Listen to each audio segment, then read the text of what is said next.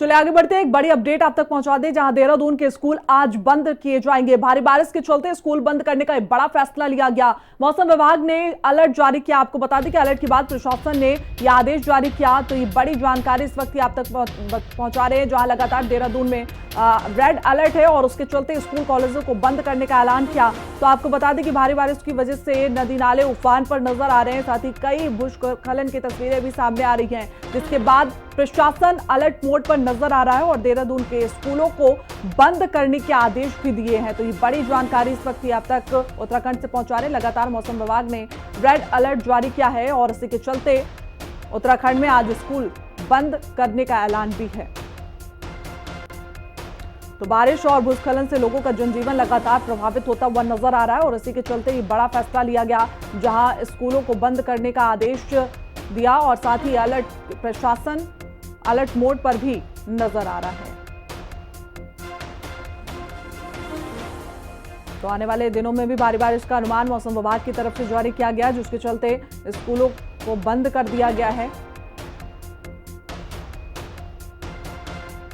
भारी बारिश की वजह से लगातार उत्तराखंड में जनजीवन बुरी तरीके से प्रभावित हो रहा है और इसी बीच ये बड़ी जानकारी, जहां उत्तराखंड के स्कूलों को फिलहाल बंद किया गया है, बंद रहने के आदेश दिए और लगातार प्रशासन अलर्ट भी नजर आ रहा है।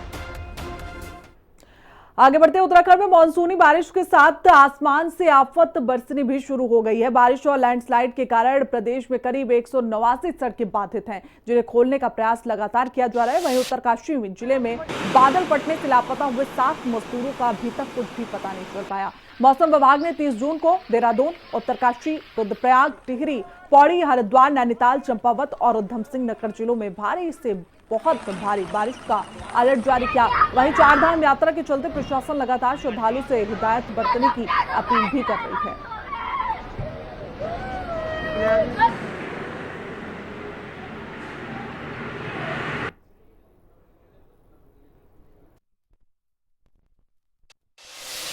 उत्तराखंड में बारिश का कहर जारी है। प्रदेश के अंदर एक बार फिर मौसम विभाग ने 24 घंटे के लिए रेड अलर्ट जारी कर दिया है, जिसमें देहरादून, हरिद्वार, रुद्रप्रयाग, टिहरी गढ़वाल, पौड़ी गढ़वाल समेत कई जिले शामिल हैं। ऐसे में हर तरफ हम देख रहे हैं कि तबाही मची हुई है। खासकर जो चारधाम रूट से वहां पर 180 के करीब सड़कें जो है बीते दिन बंद थी, जिसके बाद भूस्खलन भी लगातार अलग अलग जगहों पर देखा जा रहा था और इसको देखते हुए प्रशासन ने, सरकार ने जो चारधाम यात्रा है उस पर कुछ वक्त के लिए रोक लगाई थी। हालांकि फिर से ये यात्रा जो है शुरू कर ली गई है, लेकिन हालात मैं आपको इस वक्त जहां पर मैं मौजूद हूं वहां से दिखाऊंगी, क्योंकि इस वक्त मैं रिस्पना नदी के पास मौजूद हूं। ये नदी मैं इसीलिए दिखा रही हूं क्योंकि ये नदी जो है लगभग सूख चुकी थी और जिस तरीके से 2 से 3 दिन से लगातार बारिश हो रही है, नॉनस्टॉप बारिश हो रही है, उससे आप देखेंगे कि ये नदी जो है एक बार फिर से दिखने लगी है, उफान पर आ रही है और ये एक संकेत है कि किस तरीके से बारिश का कहर जो है प्रदेश के अंदर जारी है। ऐसे में मुख्यमंत्री ने बीते दिन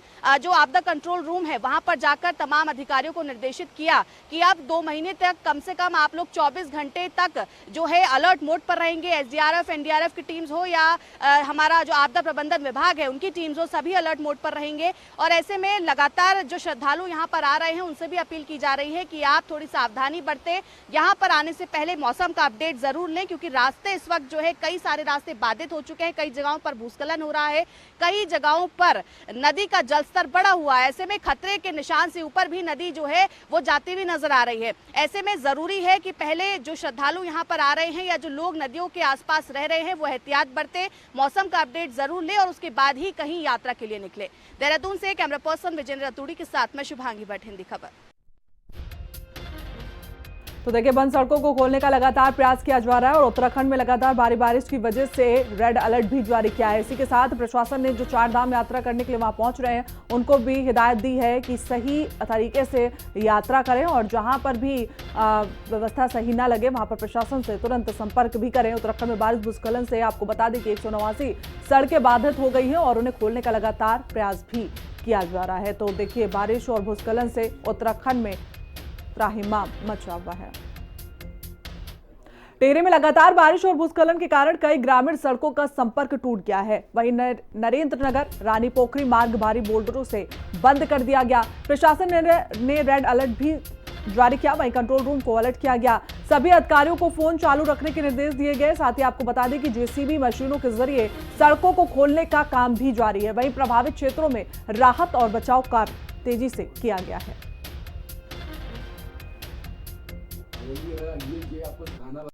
नरेंद्र नगर से पोखरी जाने वाला मार्ग जो है पूरी तरह से भारी भूस्खलन से क्षतिग्रस्त हो चुका है। इसी तरह टिपरे वाला मार्ग भी जो है पूरी तरह से क्षतिग्रस्त हो। लगातार बारिश हो रही है। बारिश को देखते हुए हालांकि जिलाधिकारी टिहरी नितिका खंडेवाल ने सभी लोक निर्माण विभाग के अधिकारियों को सख्त निर्देश जारी कर दिए हैं कि वह अपना मोबाइल फोन जो है स्विच ऑफ न रखे। उन्होंने निर्देश जारी लगातार कर रहे हैं। रेड अलर्ट को देखते हुए प्रशासन ने भी पूरी तरह से तैयारियां की हुई है। लगातार जिलाधिकारी टिहरी नितिका खंडेवाल जो है अधिकारियों के संपर्क में है। आपदा कंट्रोल रूम को जो है सक्रिय कर दिया गया है। अगर कहीं भी कोई आपदा आती है, घटनाएं होती है, भूस्खलन होता है, तो तत्काल जो है वहाँ पर जो है लोक निर्माण विभाग की टीम रहेगी और उस रोड को खोलने का प्रयास किया जा रहा है। मज्जा को तोपाल, हिंदी खबर, टिहरी गढ़वाल।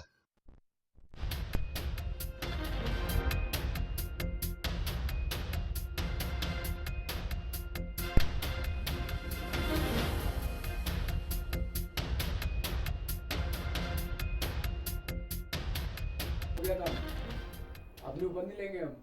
लगातार बारिश से गंगा और सोलानी नदियों का जलस्तर तेजी से बढ़ रहा है। दोनों नदियों में बाढ़ जैसी स्थिति बनी हुई है, जिससे लक्सर और खानपुर क्षेत्र में कृषि भूमि का कटाव हो रहा है, तो खेतों में पानी भर गया है। वहीं फसलों को भारी नुकसान होने की आशंका भी जताई जा रही है। ग्रामीणों का कहना है कि करोड़ों की फसलें बर्बाद हो सकती है। प्रशासन ने अलर्ट जारी कर राहत टीमें तैनात कर दी है।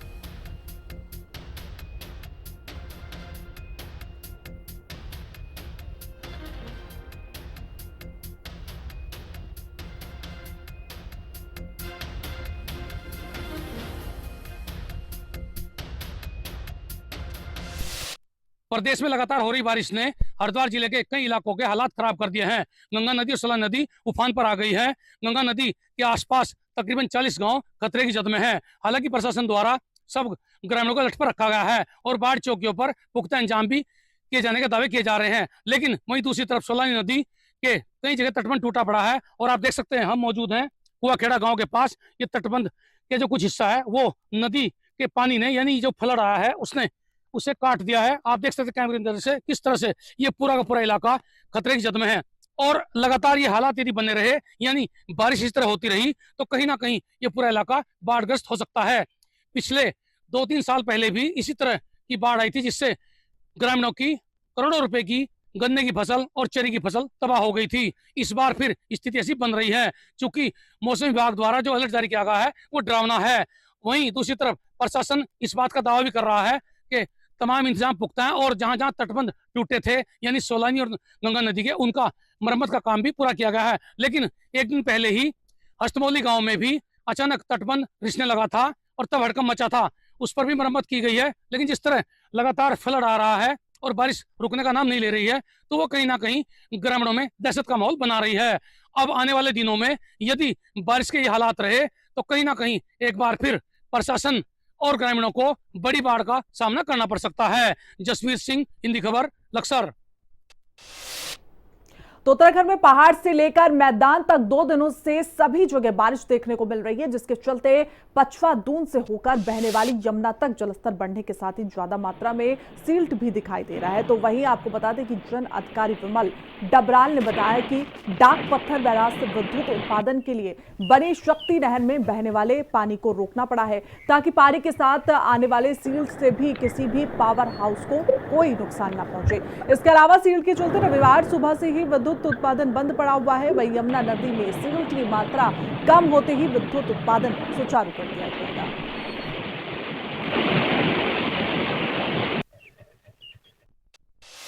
परियोजना के कैचमेंट एरिया में भारी बारिश के कारण नदियों का जलस्तर काफ़ी बढ़ चुका है और साथ ही साथ इसमें सिल्ट है और ट्रैश है, ये काफ़ी मात्रा में आ रहा है। और हाई पीपीएम के कारण अगर हम प्रोजेक्ट को चलाते हैं, मशीनों को चलाते हैं तो मशीनों को नुकसान पहुंच सकता है और परियोजना के अन्य जो घटक हैं उनमें भी नुकसान पहुंच सकता है। तो इसी संभावित हानि को बचाने के लिए हमने अभी अपने विद्युत गृह को बंद रखा हुआ है और जैसी सिल्ट की मात्रा कम होती है, पीपीएम कम होता है तो हम पुनः विद्युत उत्पादन प्रारंभ कर देंगे। इस समय हम खड़े हैं विकासनगर तहसील स्थित डाकपत्थर बैराज पर, जहाँ पर कि आप देख सकते हैं यमुना पर बना यह बैराज कितना विशाल है और यहाँ पर लगातार जो है पानी यहाँ पर स्टोरेज करके शक्ति नहर में छोड़ा जाता है, जिससे क्षेत्र में जितने भी जल विद्युत के लिए यहाँ पर पावर हाउस बने हैं वहाँ पर जल विद्युत उत्पादित किया जाता है। अब आप देख सकते हैं कि पिछले 2 दिनों से जो यहाँ पर लगातार यमुना का जलस्तर बढ़ा है, ऐसे में ये पानी जो है यमुना नदी में ही छोड़ना पड़ रहा है और शक्ति नहर का पानी यहाँ पर कम किया गया है, जिससे जल विद्युत से जो उत्पादन है उसमें यहाँ कमी देखी जा रही है। साथ अगर हम बात करें यमुना में छोड़े जाने वाले जल की, कल सुबह से ये पानी लगातार यहाँ पे छोड़ा जा रहा है और जितना भी पानी पहाड़ी क्षेत्रों से डाकपत्थर बैराज पर पहुंच रहा है और वो लगातार जो है यहाँ से नीचे मैदानी क्षेत्रों की ओर बढ़ता हुआ देखा जा सकता है। कैमरामैन राजू के साथ परविंदर तुली, हिंदी खबर, डाकपत्थर बैराज। तो उत्तराखंड के पहाड़ी क्षेत्रों में बारिश हो रही है, जिससे मैदानी क्षेत्रों में नदियों का जलस्तर बढ़ता नजर आ रहा है। पुछवा दून क्षेत्र में यमुना नदी उफान पर है। यमुना का जलस्तर लगातार बढ़ता जा रहा है। यमुना के तीव्र बहाव को देखते हुए डैम में पानी नहीं रोका जा रहा है।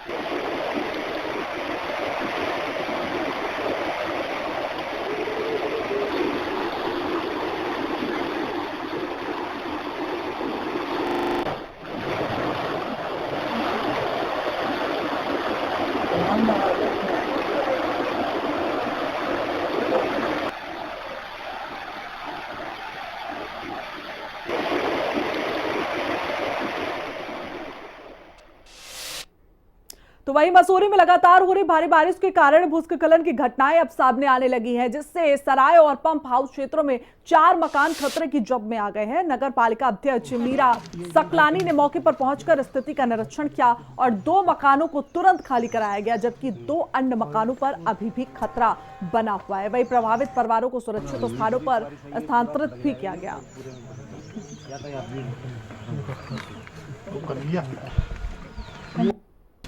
ये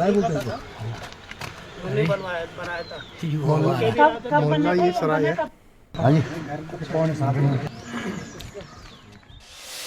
हमारे सराय एरिया में यहाँ पे भूस्खलन की हमें शिकायत मिली थी, जिसमें कि माननीय अध्यक्ष महोदय द्वारा एवं समस्त नगर पालिका के निर्माण अनुभाग एवं मेरे द्वारा निरीक्षण किया गया, जिसमें कि पाया गया कि पुश्ता जो है वो गिर गया, जिसमें कि 2 घर जो है वो खतरे की जद में आ गए हैं।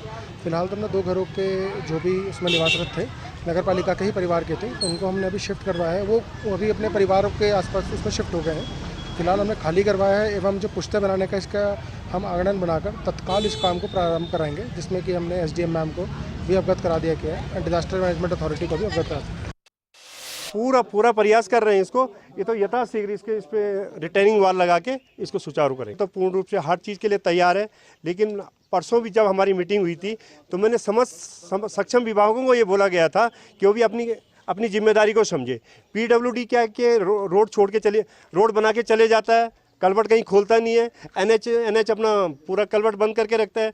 ये जिम्मेदारी संपूर्ण डिपार्टमेंट की है, चाहे वो जल निगम हो, चाहे जल संस्थान हो, चाहे हाँ ठीक है पालिका में एक जनप्रतिनिधि चुन के भेजता है, इसलिए पब्लिक सबसे ज़्यादा मसूरी नगर पालिका को बोलती है, क्योंकि उनका अधिकार है बोलने का। पर इसे हम यथाशीघ्र से सुचारू करें। हमारे 2 कर्मचारियों के आवास क्षतिग्रस्त हुए हैं और मैं शुक्रगुजार हूँ ऊपर वाले की कि हमारे मतलब वहाँ पे किसी भी तरीके की जन हानि नहीं हुई है।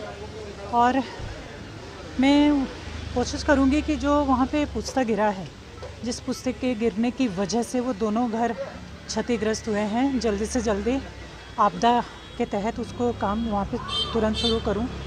और हमारी जो पूरी जो बस्ती है वहाँ पे सराय की जो बस्ती है और मसूरी की जो और बस्तियाँ भी हैं जहाँ पे हमारे नगर पालिका के कर्मचारी रह रहे हैं और लेकिन आवास क्षतिग्रस्त है, मैं जल्दी ही आज ही एक टीम गठित करके उसके निरीक्षण के लिए एक टीम गठित करती हूँ। टीम 3-4 दिन के अंदर रिपोर्ट देगी और उसके तहत हम पूरे आवासों की मरम्मत काम शुरू करेंगे। तो भाई देहरादून में 2 दिनों से लगातार बारिश हो रही है, जिसका खामियाजा वहां की जनता को भुगतना पड़ता है। ऐसी कई तस्वीरें देहरादून से सामने आई, जहां पर कई जगह मकान गिर गए तो कई सड़क भी वहां पर टूट गई। वहीं जाखन में बारिश से हुए नुकसान का जायजा लेने के लिए कैबिनेट मंत्री गणेश जोशी मौके पर पहुंचे। उन्होंने अधिकारियों को तुरंत सड़क बनाने और जरूरी दिशा निर्देश भी दिए।